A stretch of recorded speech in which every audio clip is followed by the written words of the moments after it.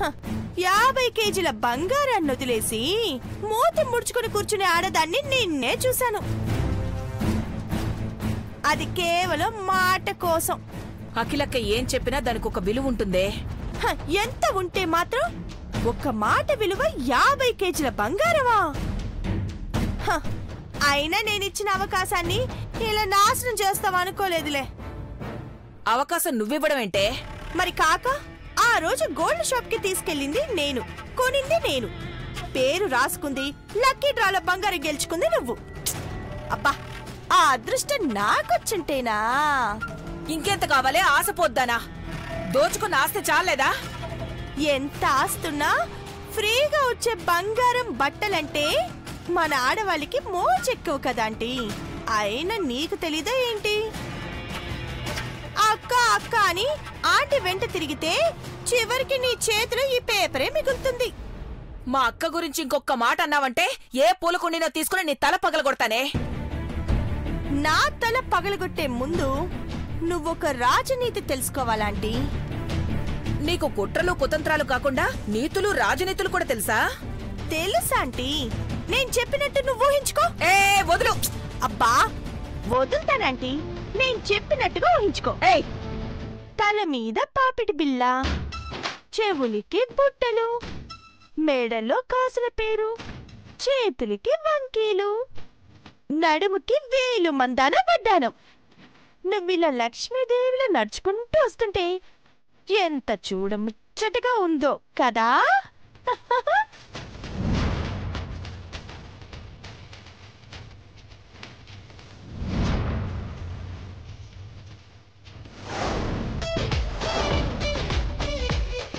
ఊహే ఇంత అద్భుతంగా ఉంటే నిజం ఇంకెంత బాగుంటుందో.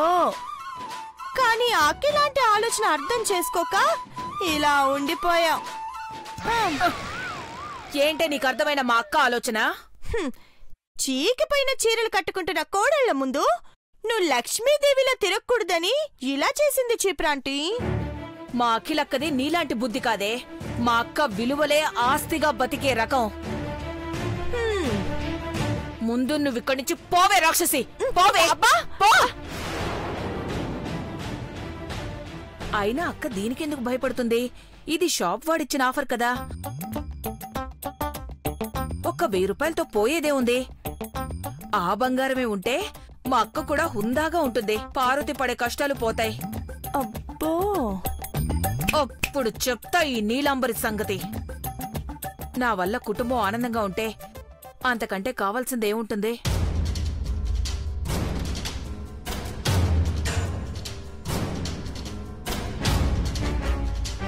నీ చీప్ బుద్ధి నాకు తెలిసే చీపురు. వస్తావు, ఉదయానికల్లా నా దారిలోకి వస్తావు.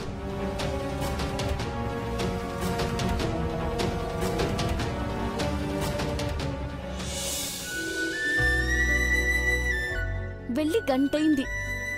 అసలే సల ఎక్కువగా ఉంది. అయినా ఆయన వెళ్తానంటే పంపించాను చూడు. నన్ను అనుకోవాలా?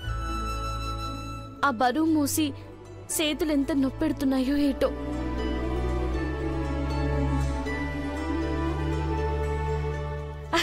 పెద్దబాబు గారు, మళ్ళీ వీటిని తీసుకురాకపోతే ఏమైంది? నేను వెళ్ళి పొద్దున్న తెచ్చుకునేదాన్ని కదా. చేతులు చూపించండి. ఏం కాలేదు, ఏం కాలేదు పార్వతి. పార్వతి, ఏం కాలేదు. ఏం కాలేదంటారేంటి? చూడండి ఎంత కందిపోయాయో. అరే, నేను చెప్తున్నాను కదా, ఏం కాలేదు. ఖాళీవే కదా అని తెచ్చాను. అయినా నువ్వింకా బయటేం చేస్తున్నావు? ఈ చలికి జలుబు చేస్తే ఆ కడుపుతో ఉన్నవాళ్ళు చలికి బయట తిరగడం మంచిది కాదు. మీరు ఈ టైంలో బయటికి వెళ్తే నేను లోపల ఎట్ట ప్రశాంతంగా పడుకుంటాను? అయ్యో, అన్నట్టు మర్చిపోయాను. కర్రీ పాయింట్ వాళ్ళు 4000 ఇచ్చారు. అంటే 4000? అవును.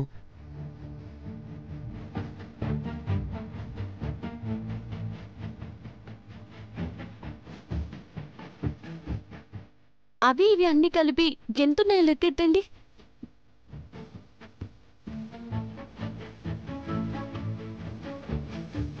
మొత్తం కలిపి 6000 ఉన్నాయి పార్వతి. 6000? డబ్బులు సరిపోవడం లేదే. ఇప్పుడెట్టా? దేనికి సరిపోవడం లేదు? ఏంటిది? అమ్మగారు అయ్యగారికి 4000, చిన్నమ్మగారికి 1000, మహి ఐశ్వర్య అమ్మగారికి 2000, సంతకి 600, మొత్తం 7600. అవును పెద్దబాబు గారు. ఏంటిది పార్వతి? సంక్రాంతి పండుగ వస్తుంది కదా పెద్దబాబు గారు.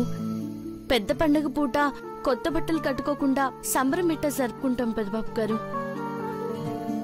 అమ్మగారు కట్టుకునే సీరలు కొనే స్తోమత లేకపోయినా ఉన్న దాంట్లో మంచివి తీసుకుందామని.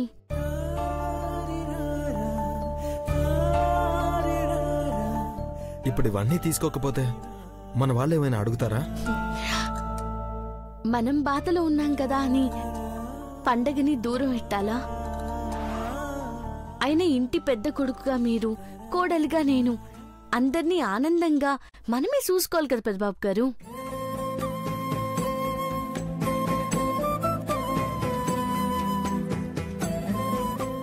భార్య భర్తలో సగమని ఎందుకంటారో నిన్ను చూస్తే అర్థమవుతుంది. సరే, ఎంత తగ్గింది? 1600. ఇస్తాను. ఆ డబ్బు నేనిస్తాను, ఓకేనా? నువ్వు బాధపడకు శ్రీమతి. మీరెట్టా? చెప్పాను కదా, ట్యూషన్ చెప్తున్నానని. అమ్మయ్యా, గుండెల మీద భారం మొత్తం దిగిపోయినట్టుంది. అవును, అందరూ గుర్తున్నారు, నేనేనా? అంతేలే. రే బుజ్జికన్నా, చూసావా, మీ అమ్మ నన్ను మర్చిపోయింది. మీరెన్ని చెప్పినా వాడికి తెలుసు వాళ్ళ నాన్నకి వాళ్ళ అమ్మకి కొత్త బట్టలు అవసరం లేదని. అదేంటి? నాకు ఆ మధ్య మీరు తెచ్చిన చీర ఉంది కదా, అది గంజి పెట్టి ఆరిస్తే అచ్చం కొత్త దానిలా ఉంటాది. మరి నాకు పండగ సంబరం అంతా మీ దగ్గరే ఉంటాది. మీరు ఏం వేసుకున్నా ఆ బట్టలకి అందం వచ్చేస్తుంది. బాగుంది, చాలా బాగుంది. మనం కొనుక్కోవాలంటే మరో 2000 కావాలా? అవే ఉంటే అవసరానికి వచ్చేస్తాయి. అయినా బట్టలకు పెట్టిన డబ్బులు తిరిగొస్తాయా దండ ఖర్చు కాకపోతే? అందరికీ బట్టలు తీసుకోవాలనుకున్నప్పుడు పండగ సంబరం నీదాకా వస్తే అది దండగా. పిచ్చి పార్వతి. ఏంటట్ట సుత్తున్నారు? ఏం లేదు, నువ్వు నిజంగా ముద్దమందరానివి. సరే, పండక్కి బట్టలేవు, దానికి బదులుగా ఏమైనా స్పెషల్ ఉండాలిగా? ఎందుకు లేదు, ఉంది. ఏంటది? ఆ రోజు దాకా ఆగండి, మీకు తెలుస్తుంది. నేను అప్పటిదాకా ఆగలేను, కానీ ఇప్పుడే చెప్పు. ఇప్పుడే చెప్పేస్తే ఆ రోజు స్పెషల్ గా అనిపించదు. చెప్పకపోతే వదలను. చెప్తే అర్థం కాదది. మరి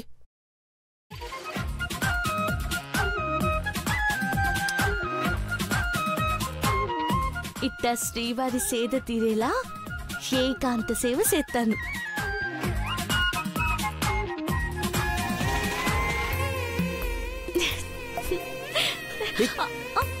భారతి, ఎక్కడికి? నీకు సేవ చేసే భాగ్యం నాకు లేదా? మీరేం చేస్తారు? శ్రీమతి నా రోజు కాలు కింద పెట్టకుండా ఏ పనున్నా. అయ్యో పెద్దబాబు గారు, దించండి.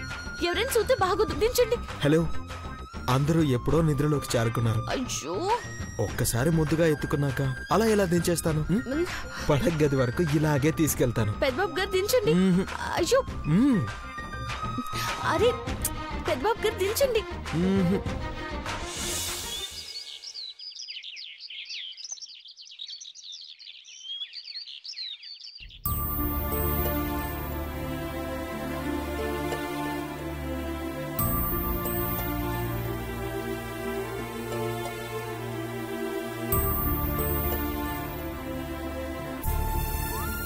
అయ్యయ్యో పార్వతి, అన్ని పనులు నెత్తినేసుకుంటావు. నేనున్నాను కదా, అడిగితే హెల్ప్ చేస్తా కదా. ఏం పర్లేదు చిన్నం గారు, మీరు వెళ్ళి తొందరగా రెడీ రండి. అంత తొందరే ఉంది పార్వతి. డ్యూటీకి వెళ్ళాలి కదా చిన్నం గారు. తాగొచ్చిన మొగుడికి పెళ్ళాం మీద ప్రేమొచ్చినట్టు అది అస్తమానం ఏదో ఒక పని చెప్తోంది. నన్ను చూడండి దానికి నిద్ర పట్టట్లేదు. అది వెళ్తేనే కదా మనకక్కడ పని.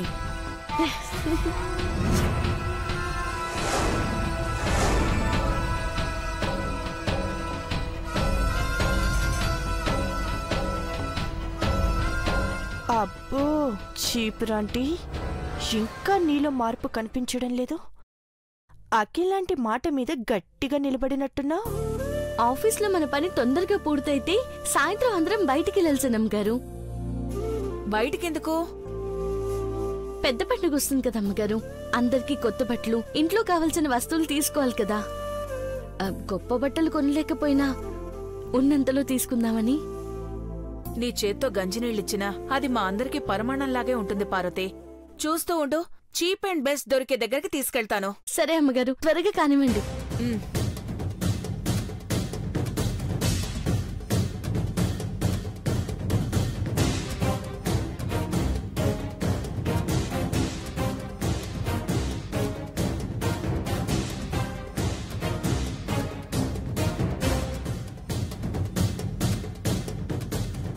ఎందుకు అమ్మగారు ఆ కారం?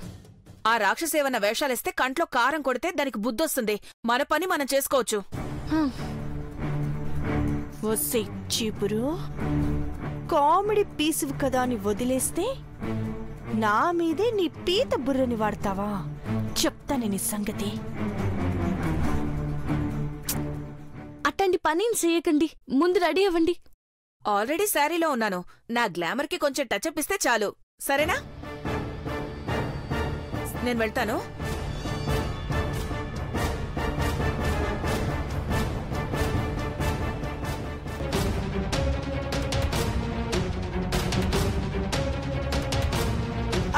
చూడండి, ఎట్టి పరిస్థితుల్లో పండగ ముందు రోజుకి 7 వారాల నగలు నా చేతిలో ఉండాలి. నేను చెప్పినట్టు రింగ్స్, నెక్లెస్ మాత్రం ప్లాటినంతో చేయండి, మర్చిపోవద్దు.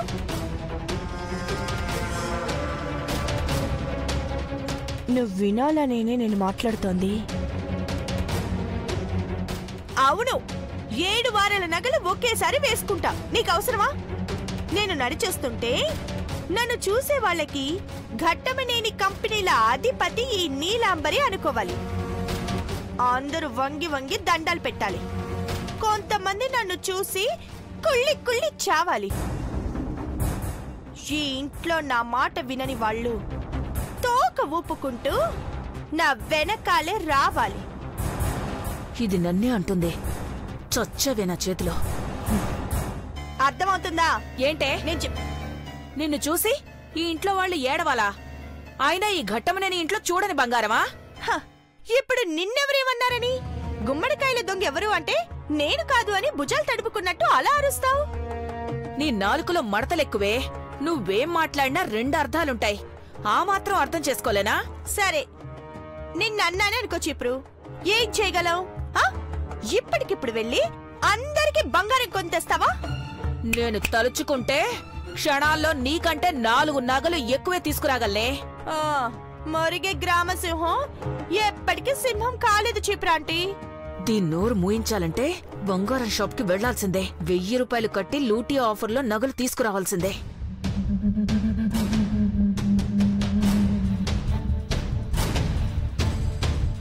సినమ్మగారు, సినమ్మగారు, మీరిక్కడున్నారా? బయలుదేరదామా? ఉన్నట్టుండి తలనొప్పిగా ఉంది పార్వతి. నేను రాలేను, నువ్వు వెళ్ళు. ఏమిటి సినమ్మగారు, కాఫీ ఎట్టుకొస్తానండి. వద్దు పార్వతి, నువ్వు వెళ్ళులే. చిన్నదానికి అందరూ కంగారు పడతారు. అందరం కలిసి బట్టలు కొందామనుకుంటే హిట్ అయినదేటి? పర్వాలేదులేమ్మా, తగ్గినప్పుడు నేనే వెళ్ళి తెచ్చుకుంటాను. ఆ డబ్బులివ్వు.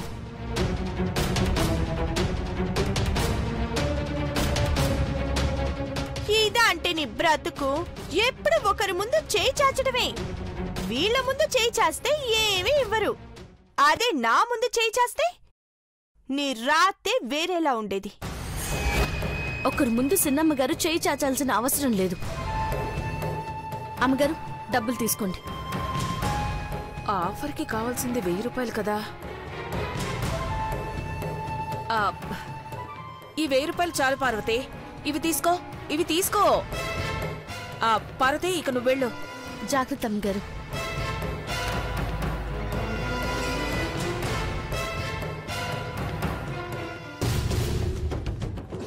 ఈ చీపురు గంగా భవానీతోనే పందెం వేసి గెలుద్దామనుకున్నావా? చూస్తూ ఉండవే, నీకు దిమ్మ తిరిగి బొమ్మ కనపడేలా చేస్తాను.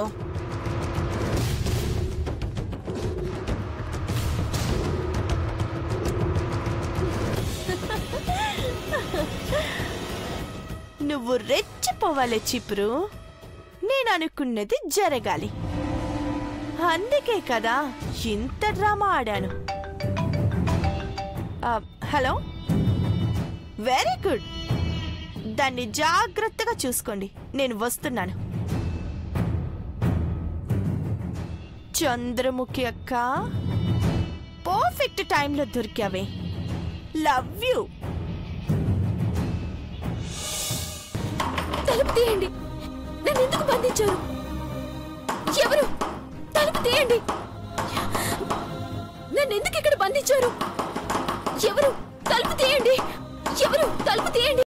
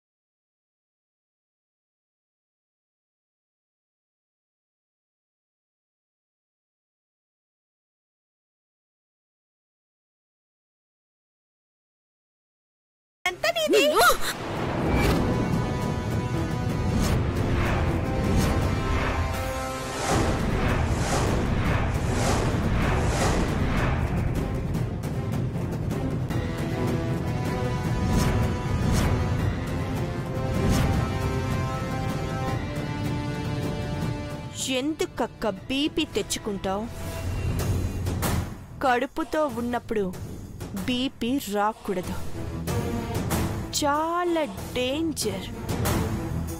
నీకు, నీ కడుపులో బిడ్డకు.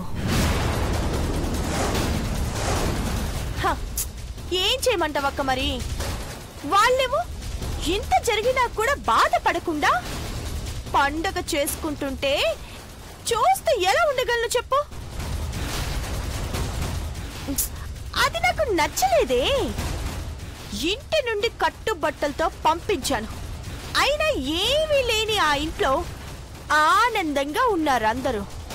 ప్రతి దానిలో ఓటమే నన్ను పలకరిస్తుంటే నా అహం దెబ్బతింటుంది.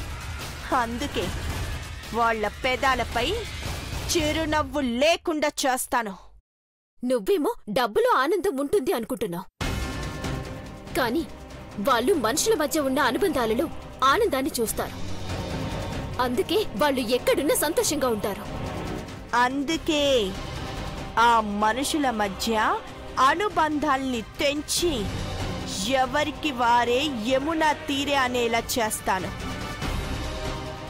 అప్పుడు వాళ్ళ ఆనందం దూరమైపోతుంది కదా. అది జరగని పని. జరుగుతుంది. అప్పటి వరకు నువ్వు నేను చెప్పినట్టు వినాలి. అప్పుడే నీ కడుపులో బిడ్డ ఈ లోకాన్ని చూస్తాడు.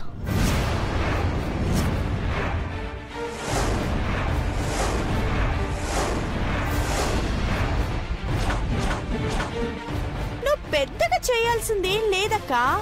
అవసరమైనప్పుడు నా వైపు 4 గంటే 4 మాటలు మాట్లాడితే చాలు. మనుషుల బలహీనతని అడ్డుపెట్టుకొని ఇలాంటి పనులు చేయడానికి సిగ్గుగా లేదు? ఆటలో గెలవాలంటే మొదట తెలుసుకోవాల్సింది ఎదుటి వాడి బలహీనతే అక్క. అదే గేమ్ రూల్. సరే, ఇంకేంటి మరి? ఈ ఇంట్లో నీకు కావాల్సినట్టు కంఫర్ట్గా ఉండు. కాకపోతే నేను గీసిన గీతని దాటకుండా. ఓకే, బాయ్ అక్క.